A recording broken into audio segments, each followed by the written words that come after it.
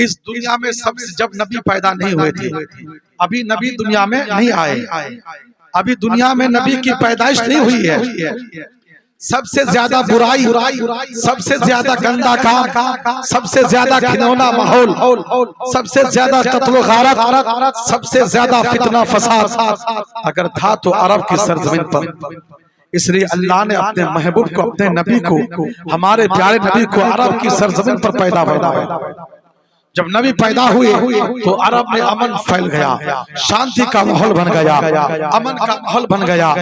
और हिंदुस्तान की तारीख पढ़िए, आप हिंदुस्तान में रहते हैं ना, इस हिंदुस्तान की हिस्टोरी पढ़िए, इस हिंदुस्तान की हालत क्या थी। इस हिंदुस्तान में कमजोरों को मारा जा रहा था, गरीबों को लूटा जा रहा था, कमजोरों को पीटा जा रहा था, औरतों को बेकार और बिल्कुल जलीलो खार समझा जा रहा था, महिलाओं की कोई इज्जत नहीं थी, महिलाओं को कोई इज्जत की निगाह से देखता नहीं था। यहाँ तक कि अरब हिंदुस्तान में सगी बहनों के साथ शादियां की जा रही थी, अपनी बहनों के साथ लोग शादी करते थे।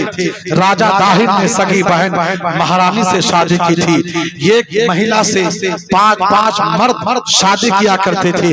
एक महिला का पांच पति होता था, एक महिला का पांच शौहर होता था। ये हिंदुस्तान की तारीख है। इस साल जब मैं जामनगर गुजरात गया, पता चला कि जो जामनगर का राजा था वो गैर कौम था, काफिर था, उसकी 6 बहनें थी, उन्होंने खुद अपनी 6 बहनों से शादी की थी। और जब उनकी रानियों के, जब राजा के दुनिया से इंतकाल का वक्त आया, मौत का वक्त आया, तो जो अपनी बहनों से शादी किया था, राजा अपने बहनों को बुलाते हैं, रानियों को बुलाते हैं और कहते हैं बताओ तुम्हारी मर्जी क्या है। तो वो राजा जो अपनी सगी बहन से शादी किया था, किसी ने कहा कि मुझे मस्जिद बनवा दो, तो मस्जिद बना दी गई है। किसी ने कहा मंदिर बनवा दो, तो राजा मंदिर बनवा दिया। लेकिन जो जिस रानी ने मस्जिद के लिए कहा था, वो मस्जिद आज भी बनी है और उसके पहलू में उस राजा की सगी बहन का तुर्बत भी, मकबरा भी है, बस बना हुआ है, लेकिन ताले लगा हुआ है, ताले उस पे पड़ा हुआ है, लेकिन वो मस्जिद आज भी आबाद हो रही है।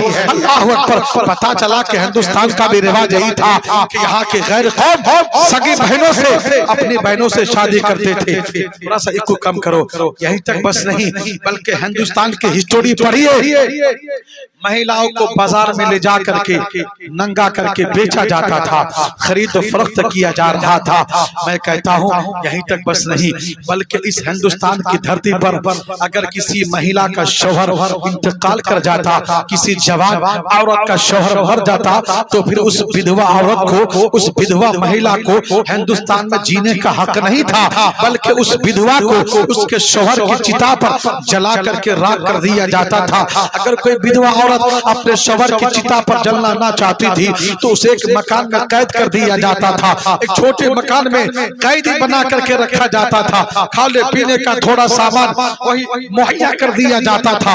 6 महीना कैद रखा जाता था। या तो विधवा 6 महीने के अंदर घुट के मर जाती, अगर वो विधवा 6 महीना के बाद जिंदा निकलती तो उस विधवा के चेहरे पर कालिक लगा करके रसील जानवरों पर बिठा करके पूरे समाज में, सोसाइटी में, शहर में घुमा करके ये ज़हनो फिक्र दिया जाता था। ए दुनिया वालों, इस मनुष्य की वजह से, इस मनुष्य की वजह से इसके पति का इंतकाल हो गया है, लिहाजा इस विधवा को जीने का हक नहीं है। इसके शौहर के साथ इसे भी दुनिया से मिटा दो, इसे भी नेस्तनाबूद कर दो। हज़रात, हिंदुस्तान में विधवाओं की कोई इज्जत नहीं थी, विधवाओं को रुसवा किया जा रहा था, बेवाओं को शौहर के चिता पर जला जाता था, बेवाओं का कोई मकाम नहीं था, विधवाओं की कोई शान नहीं थी। लेकिन जब नबी आए हैं तो पूरी दुनिया में मोहब्बत का पैगाम दिए हैं। मुझे कहने दो, अगर किसी ने बेवाओं को जीने का हक दिया है तो पैगंबर आज़म है। अगर किसी ने विधवाओं को इज्जत की जिंदगी दी है तो पैगंबर आज़म है। अगर किसी ने बेवाओं को शान अता किया है तो मदीने वाले मुस्तफा है। अगर किसी ने बेवाओं को इज्जत और शान और शौकत अता की है तो मदीने वाले मुस्तफा है। अगर किसी ने बेवाओं को आजादी के साथ जीने का हक अदा किया है, हक दिया है, तो वो हमारे नबी मोहम्मद मुस्तफा सल्लल्लाहु अलैहि वसल्लम। सुभान अल्लाह, सुभान अल्लाह। इतनी बुराई हिंदुस्तान में थी। अल्लाह अकबर। लोग हर तरफ आहे कर रहे थे, हाय हाय कर रहे थे, लोग दुआएं मांग रहे थे, कोई रहबर आ जाए, कोई रहनुमा आ जाए। यहाँ तक कि ये इंसान इतने जलील खार हो चुके थे, जिसको भी पाते थे, अगर चांद को देखा तो सजदा कर लिया, सूरज को देखा तो सजदा कर लिया, पेड़ पौधों को देखा तो सजदा कर लिया, आग को देखा तो सजदा कर लिया। इतने माबूद, इतने बातिल खुदा बना लिए थे। हाथी, घोड़े, बंदर, बिच्छू, मक्खी, चरिंद, परिंद, सांप को जितने हैं सबको खुदा बना लिया था। हजरत ईसा अलैहिस्सलाम ने एक खुदा की इबादत का हुक्म दिया। ए लोगों, अल्लाह एक है, इबादत के लायक एक है, लेकिन लोगों ने ईसा अलैहिस्सलाम की तालीम में तगय्युर व तब्दील कर दिया था। हजरत ईसा अलैहिस्सलाम को खुदा का बेटा करार दे दिया था। ईसा अलैहिस्सलाम की माँ को खुदा की बीवी करार दे दिया था। तीन तीन खुदा के कायल हो गए थे। नऊजुबिल्लाहि मिन ज़ालिक। हर तरफ लोग चीख चिल्ला रहे थे, हर तरफ लोग रो रहे थे। अल्लाह ताला ने करम फरमाया, अपने आखिरी महबूब खातमुन नबिय्यीन सल्लल्लाहु ताला अलैहि वसल्लम को अरब की सरजमीन पर हमारे नबी मुस्तफा को अब्दुल्ला के घर आमना खातून रज़ियल्लाहु ताला अन्हा के शिक में अथर से बतन अक़दस से पैदा फरमाया। पूरे मक्के में इनकलाब आ गया है।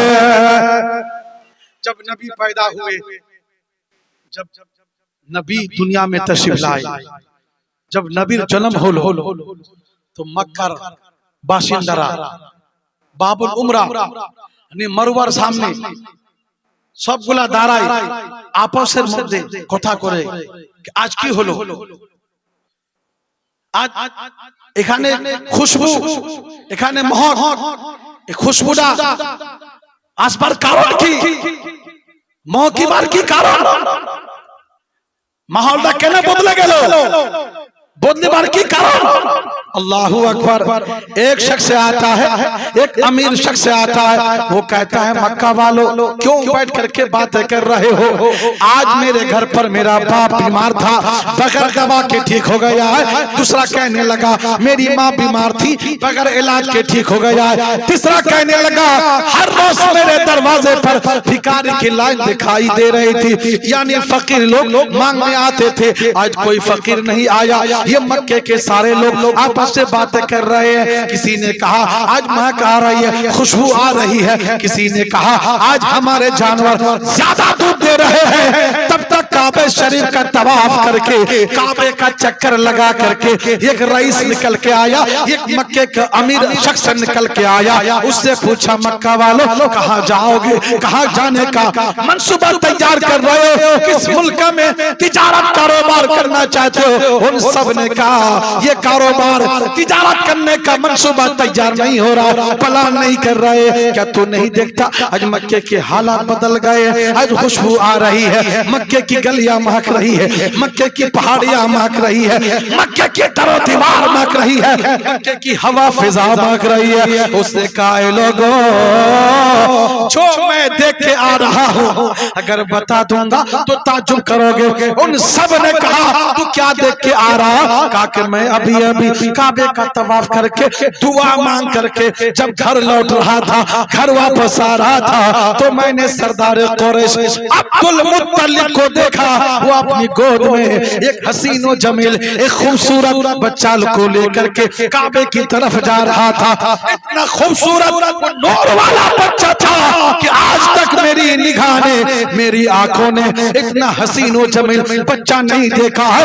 जो सरदार कुरैश अब्दुल मुत्तलिब उस बच्चा को लेकर के खाना काबा की तरफ बढ़ते रहे। मैं घूम घूम के देखता रहा, पलट पलट के देखता रहा। जब अब्दुल मुत्तलिब काबा के करीब पहुंचे हैं तो मेरी आंखें ये फैसला ना कर सकी कि अब्दुल मुत्तलिब काबा की तरफ बढ़ रहे हैं या काबा खुद झुका चला आ रहा है। लोगों मैंने यहाँ तक देखा है, आला हजरत फरमाते हैं जिसके सजदे को मेहराब पे काबा झुकी, जिसके सजदे को मेहराब पे काबा झुकी, उन भवों की लताफत पे लाखों सलाम। सुभान अल्लाह। नारे तकबीर, नारे तकबीर, नारे रिसालत, नारे रिसालत।